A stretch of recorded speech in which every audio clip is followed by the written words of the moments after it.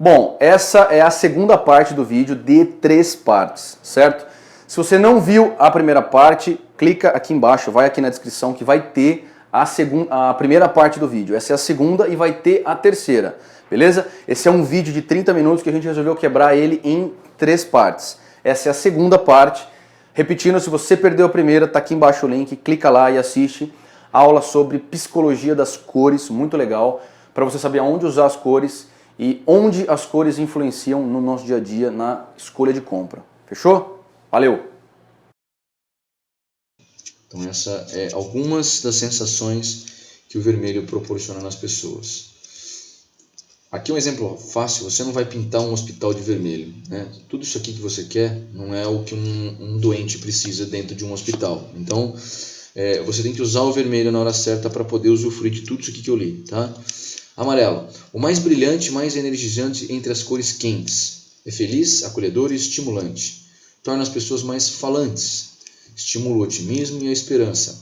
Também ajuda a concentrar a atenção e estimular o intelecto. Então, uma rápida analogia aqui entre o amarelo e o vermelho, que são cores quentes, né, pessoal? Se você fizer uma análise, elas estão interligadas em algumas ações, né? Por isso é que muitas empresas utilizam o vermelho e o amarelo, tá? Azul. O que é o azul? Representa calma, confiança e segurança. Aumenta a criatividade, contemplação e espiritualidade, né? Então essas são as cores primárias, o vermelho, o amarelo e o azul, né? Cores secundárias, pessoal, são misturas das cores primárias. Se eu misturar o vermelho com o amarelo, terei o laranja. Se eu misturar o vermelho com o azul, terei o roxo. Se misturar o amarelo com o azul, terei o verde. Então são misturas dessas cores. Qual a representatividade dessas cores com relação a sentimentos? Vamos lá, o laranja é uma cor equilibrada, é um meio termo entre o vermelho e o amarelo. Vibrante e cheia de energia, também é amigável e convidativa, né? Ele é mais suave do que o vermelho e o amarelo. Visualmente, se olhar o amarelo, ele te estoura os olhos, né?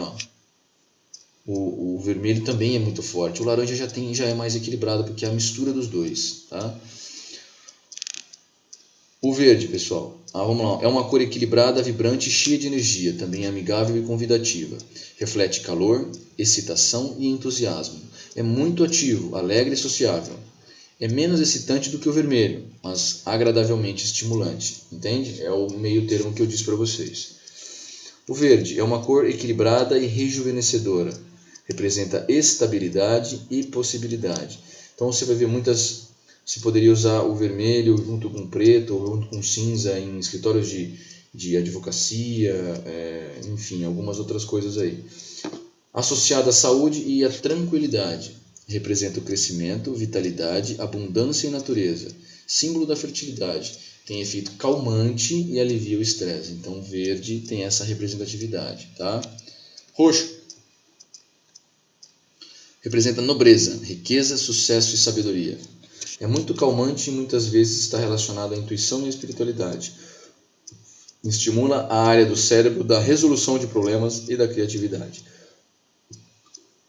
Então, basicamente, são cores primárias e cores secundárias que vão dominar, né?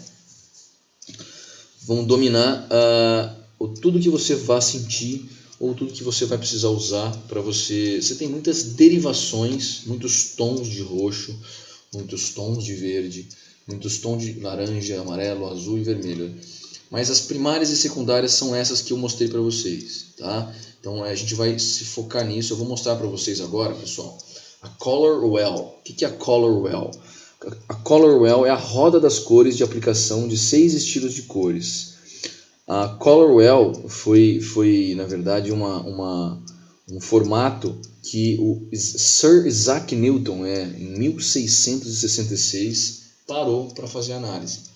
Então, desde 1666 que já se estuda as cores e já se estuda a função e a influência que ela exerce sobre as pessoas, né? Então aqui, olha só, a Color Wheel, a roda das cores, é uma ferramenta simples usada para descobrir e coordenar a harmonia das cores. Então ele separa o Isaac Newton, né? Ó, mas tem uma coisa curiosa aqui. Ó. Você sabia que o primeiro diagrama circular de cores foi desenhado por Sir Isaac Newton em 1666, pessoal? Então, assim, elas são divididas em frias e quentes, né? E uma combinação excessiva dessas cores pode confundir o espectador e atrapalhar a sua venda dos produtos. Perceba que ela tem uma divisão no centro, né? Olha só, né? Na parte de baixo a gente tem as cores frias, na parte de cima as cores quentes. Geralmente o verde, pessoal, ele transita entre uma e outra. Por isso que a gente costuma chamar o verde na publicidade de uma cor mais neutra, né? Pode ser usada com cautela, obviamente, mas ela flutua entre as cores quentes e as cores frias de acordo com os tons, tá vendo? Olha só. O que são cores quentes? Cores quentes são utilizadas para refletir paixão, felicidade, entusiasmo e energia. Já as cores frias dão sensação de calma e profissionalismo às coisas. Então, essa é a roda que ele imaginou, né? E essa roda, pessoal, se você fizer uma linha reta, sempre assim, ó, olha só, linhas retas, você vai ter geralmente alguns contrastes. Então, se eu estou usando o amarelo, um contraste seria o roxo. Se eu estou usando o rosa, um contraste, o azul. O verde contrasta com o roxo mais escuro. Enfim, você tem contrastes o azul com o laranja. São contrastes que ficam muito bons na hora de você construir um logotipo. Dão a sensação que você precisa entre o símbolo do seu logotipo e o próprio nome do logotipo. Então você tem um contraste muito legal. Tá? Dificilmente você erra fazendo isso aqui. Eu não posso fazer um logotipo usando, por exemplo, o vermelho e o laranja. É muito complicado, as cores se confundem. Como uns tons de azul e roxo, né? Seria interessante eu pegar o azul e o amarelo, olha, o roxo e o amarelo, ou o vermelho e o verde, o vermelho e o azul. Eu tenho contrastes que vão facilitar a leitura do meu logotipo, tá? Cores primárias, cores secundárias e cores terciárias, pessoal. O que é a terciária? É a combinação de mais cores que vão surgindo outras cores e assim por diante. Nós temos aqui vários outros tipos de combinação, tá? Que são as cores complementares, cores análogas, cores triádicas, que provavelmente você nunca deva ter ouvido falar, né? Você vai poder ler aqui depois com calma, isso aqui vai estar disponibilizado para você. Diretamente opostas na roda das cores. Uma delas é escolhida como dominante. São cores complementares. Cores análogas. São 3 cores que estão lado a lado em uma parte da roda de cores. Normalmente uma das 3 que predomina. Consigo fazer usar as 3 cores? Consigo. Eu tenho que ter muita cautela. Uma delas tem que predominar muito e as outras 2 apenas de forma sutil. Mas consigo usar as 3 cores, os 3 tons. O bacana para logotipo é isso aqui, ó. É sempre o inverso, uma complementando a outra, tá? As cores triádicas utiliza 3 cores igualmente espaçadas, 320 graus uma da outra, em torno de uma roda das cores. É muito popular porque oferece um forte contraste visual e é considerado por muitos como o melhor dos esquemas.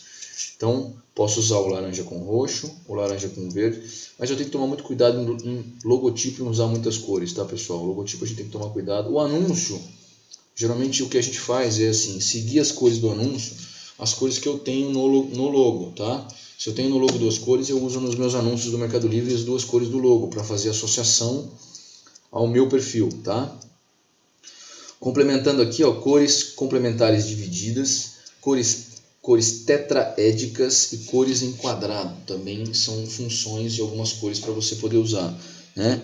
Em uma variação do esquema de cores complementares, utiliza-se 2 cores adjacentes às suas complementares, o que fornece alto grau de contraste, mas não tão extremo quanto o primeiro, que é esse aqui, tá? Esse aqui, ó, contraste bruto, tá? E que você pode usar ou esse. Em vez de usar o do meio, eu uso as 2 que estão na ponta, né? Então é um verde mais claro. Dá contraste? Dá, mas esse contraste é o mais forte em linha reta, tá? A tetraédica, pessoal, utiliza 2 pares de cores complementares, oferecendo grandes possibilidades de variação. Então, aqui dentro, ó, e aqui dentro, a gente pode combinar cores de forma diferente que eu possa ter contrastes, tá? Cores em quadrado, similares às cores tetraédicas, mas com todas as 4 cores espaçadas igualmente em toda a roda. As cores é o esquema que oferece o maior número de possível de combinações. Então, quer dizer, aqui você pode usar quase tudo que você tem dentro desse círculo, né, de Isaac Newton, né, a Color Wheels. Então, o que a gente mais usa, pessoal, o que eu mais uso é esse aqui, tá? É o mais simples, é o mais utilizado. Você pode variar um pouquinho, né, como diz as cores complementares divididas aqui, mas o que a gente mais usa para complementar a cor, pelo menos o que eu sempre usei, foi as cores complementares, tá?